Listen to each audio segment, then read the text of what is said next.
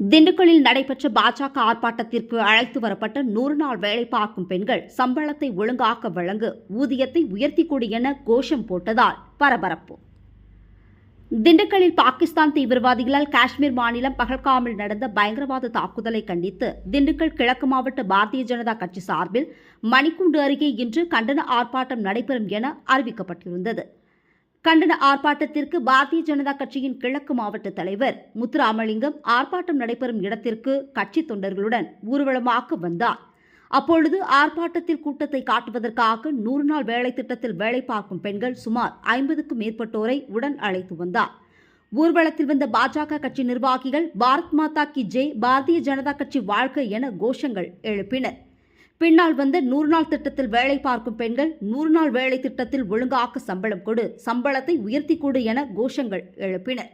பெண்கள் கோஷம் விடுவதை பார்த்த பாஜக நிர்வாகி உடனடியாக அவர்களை சத்தம் போட்டு இதுபோல் கோஷம் போடக்கூடாது என எச்சரிக்கை செய்து வாக்குவாதத்தில் ஈடுபட்டதால் அங்கு சிறிது நேரம் பெரும் பரபரப்பு நிலவியது.